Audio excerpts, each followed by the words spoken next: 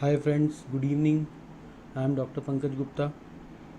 So here we are discussing the case of 69-year male with bilateral pleural effusion. His CT scan is awaited. His ADA is more than 100 and on routine examination the pleural effusion is exudative. जब भी हमें कभी pleural effusion या Asiatic fluid examination के लिए आता है तो एक बात आप इम्पॉर्टेंट ये समझो कि साइटोलॉजिकल एग्जामिनेशन केवल मेलिग्नेंसी देखने के लिए नहीं होता। साइटोलॉजी में आपको अदर पैथोलॉजीज़ भी पकड़नी आनी चाहिए। अब जैसे कि हम इस केस की बात करें तो यदि ये बायलैटरल इफ्यूजन है तो इसमें दो पॉसिबिलिटीज़ बनती हैं। जनरली बायलैटरल इफ्यूजन्स जो हैं वो लिवर डिसीज़ किडनी डिसीज़ के पेशेंट्स में आता है, पर क्योंकि ये एक्सुडेटिव है इसलिए यहाँ पे एक सस्पिशन राइज होना चाहिए मेलिग्नेंसी का। बहुत सारे इफ्यूजन्स ट्यूबरकुलर होते हैं इंडिया में, पर जब आप बायलैटरल प्लूरल इफ्यूजन की बात करते हो तो जब तक कि टीबी के कारण पेशेंट बहुत डेबिलिटेट ना हो गया हो, उसको हाइपोप्रोटीनीमिया ना हो गया हो, तो बायलैटरल इफ्यूजन टीबी में मिलता है। Otherwise TB is very less likely if there is bilateral pleural effusion. दूसरी बात, यहाँ पे एडीए इसका मोर देन 100 है, तो एडीए जनरली हम डायग्नोस्टिक मानते हैं टीबी के लिए, but you can see on the net there various research paper जिसमें बताया गया है कि एडीए मेलिग्नेंसी का भी मार्कर है यदि वो इंक्रीज्ड है। साथ में यदि हम एलडीएच भी करते हैं तो again it gives us added advantage. आगे बढ़ने से पहले मैं एक जस्ट छोटा सा कुछ दिखाना चाहता हूँ। जैसे कि आप इस बोर्ड पे देख रहे हैं, ये एक साइन बना हुआ है। इस साइन को कुछ लोग बी इंटरप्रेटेट करेंगे, कुछ लोग इसी साइन को मैकडोनल्ड्स का एम भी बोल सकते हैं, और कुछ लोग इसी साइन को डब्ल्यू उल्टा डब्ल्यू विद डैश भी बोल सकते हैं। तो एक ही चीज़ को अलग अलग आदमी अलग अलग इंटरप्रेटेट कर सकता है अनटिल अनलेस उसको कोई रेफरेंस ना मिला हो। जैसे मैंने यहाँ पे यदि आगे ए लिख दिया और पीछे सी लिख दिया उसके, तो ये अपने आप हर आदमी के लिए बी हो जाता है।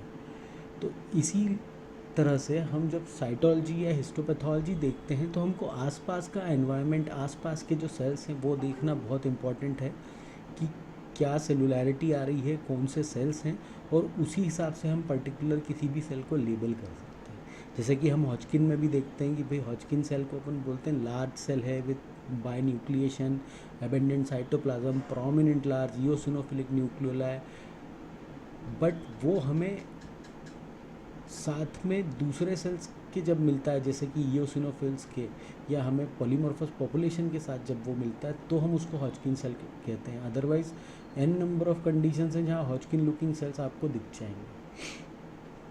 तो अब इस केस में आगे बढ़ते हैं। तो यदि आप इसको लो पावर में देखते हैं तो आपको क्लियरली दिखता है कि सेलुलैरिटी बहुत ज़्यादा है।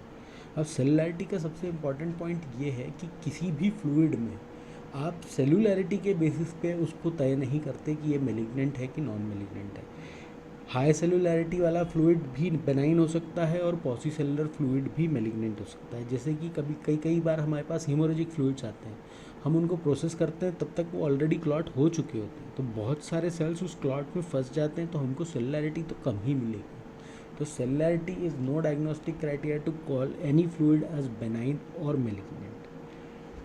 फिर हम जब लो पावर पे देखें तो हमको हमेशा ध्यान से देखना चाहिए टू सेल पॉपुलेशन के लिए। अभी आप इसमें देखें लो पावर पे तो you can clearly see two cell population. One population is scattered singly and one population is in aggregates, pseudo papillary clusters and three dimensional structures. तो डेफिनेटली ये सेलुलर है और इसमें दो सेल पॉपुलेशन है। जब भी आपको दो सेल पॉपुलेशन मिलती है तो it is a strong suspicion for malignancy. अब हम स्पेसिफिकली हमको जब फ्लूइड्स की बात आती है तो हमको मेलिग्नेंट सेल्स और रिएक्टिव मीजोथीलियल सेल्स में डिफरेंशिएट करने में काफ़ी परेशानी होती है। तो और ये है भी बहुत कठिन, पर फिर भी यदि हम कुछ पॉइंट्स याद रखें तो हम किसी हद तक जो है मेलिग्नेंट इफ्यूजन्स और रिएक्टिव मीजोथीलियल सेल्स को डिफरेंशिएट कर पाएंगे। तो जैसे कि हम यहाँ पे देख रहे हैं कि बहुत सारे सेलुलर क्लस्टर्स पड़े हुए हैं। इनको अपन थोड़ा और हाई पावर पे जाएंगे तो आप ये देखो कि ये जो सेलुलर क्लस्टर्स हैं ये टाइट कोहेसिव हैं, इसमें कोई प्रॉब्लम नहीं। सेल एक दूसरे के ऊपर क्राउडेड हैं, ओवरलैप्ड हैं ना, तो यदि सेलुलर मोल्डिंग मिल रही है आपको, ओवरलैपिंग मिल रही है, क्राउडिंग मिल रही है, तो it is more a feature of malignancy rather than of benign और ऑफ रिएक्टिव मीजोथीलियल सेल्स, क्योंकि जो रिएक्टिव मीजोथीलियल सेल्स के क्लस्टर्स होते हैं उनमें जनरली सेल्स वाइडली स्पेस्ड होते हैं।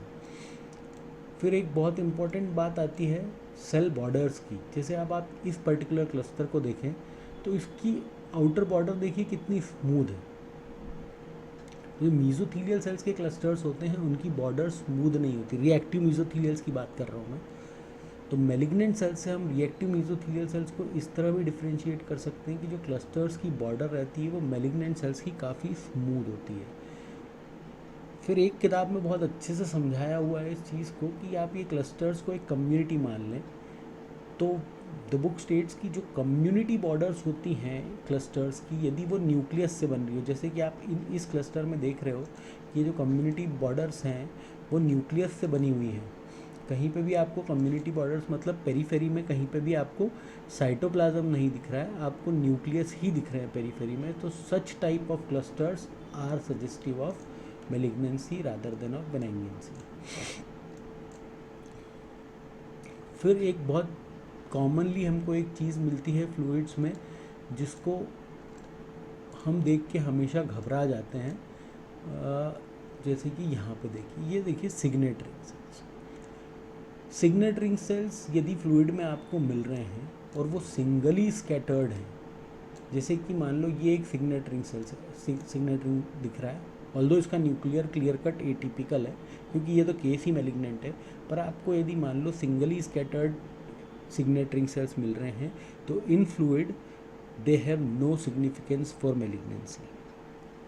जब तक कि आपको सिग्नेट रिंग सेल्स क्लस्टर्स में ना मिलें तब तक वो मेलिग्नेंट नहीं है। जैसे यहीं के यहीं आप देख लो, इस क्लस्टर में जो साइड में पड़ा है यहाँ पे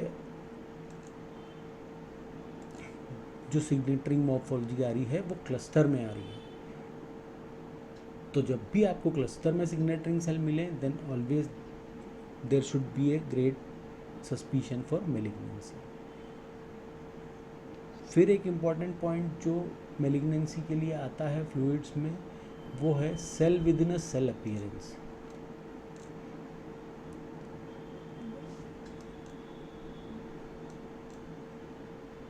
यहाँ पे देखें आप, ये वाले सेल्स जो हैं ये ऐसा लग रहा है जैसे एक दूसरे में घुसे हुए हैं, और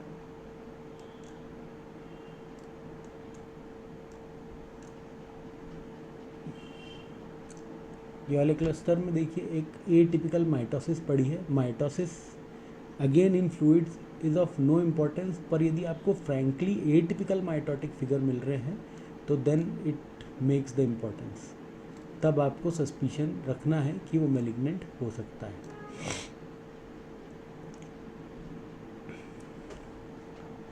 मैं बात कर रहा था cell within a cell appearance की, तो जैसे कि आप यहाँ पे देख रहे हैं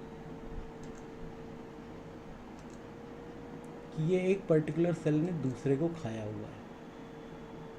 तो जब भी एक सेल दूसरे को एनगल्फ किए हुए है तो that is called cell within a cell appearance और सेलुलर फेगोसाइटोसिस। स्पेशली जब हम मेलिग्नेंसी की बात करते हैं तो उसको बोलते हैं हम सेलुलर कैनिबैलिज्म।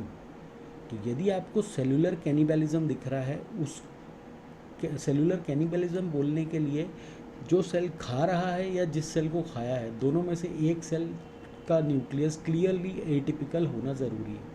यदि आपको दोनों ही बेनाइन लुकिंग है then it is will be called a cell within a cell appearance and that is not diagnostic of malignancy. But यदि एटीपिया प्रेजेंट है और सेलुलर कैनिबैलिज्म है then again we should have a suspicion for malignancy. जैसे यहाँ पे आप ये वाला क्लस्टर देखो और साथ में ही नीचे ये वाला क्लस्टर देखो, इसमें जो एनगल्फ सेल है और जो एनगल्फिंग सेल है दोनों की न्यूक्लियस गड़बड़ है, पर इसमें जो एनगल्फ सेल है उसका बहुत छोटू सा राउंड सा न्यूक्लियस है। पर ये दोनों एटिपिकल हैं और ये सेलुलर कैनिबलिज्म में आता है। सेलुलर कैनिबलिज्म बहुत इंपॉर्टेंट फीचर है साइटोलॉजी में। आपको इफ्यूजन्स के अलावा ब्रेस्ट साइटोलॉजी में भी बहुत कॉमनली देखने को मिलेगा। जब भी आपको इशू हो तो आप ये कैनिबलिज्म ढूंढने की कोशिश करो, यू विल फाइंड इट। अगला पॉइंट आता है, कई बार हम लोगों को इंट्रासाइटोप्लाज्मिक सिक्रीशंस विजिबली दिखते हैं, तो वो यदि आपको मिल रहे हैं तो although they are very not very diagnostic, but यदि मिल रहे हैं तो दे सजेस्ट मैलिग्नेंसी। तो ये वाला जो केस है ओवरऑल, ये देखो ये वाला जो क्लस्टर है इट इज़ फ्रैंकली मैलिग्नेंट, मतलब इस क्लस्टर में कोई कन्फ्यूजन नहीं है कि ये मैलिग्नेंट नहीं है। तो जब भी आपको ऐसे क्लस्टर्स मिलते हैं you should always think of malignancy in effusion. ये वाला case clear cut metastatic adenocarcinoma का है। Patient presented with the bilateral pleural effusion, was having a mass in one lung and was further investigated with biopsy and came out to be adenocarcinoma. Thank you very much. Goodbye.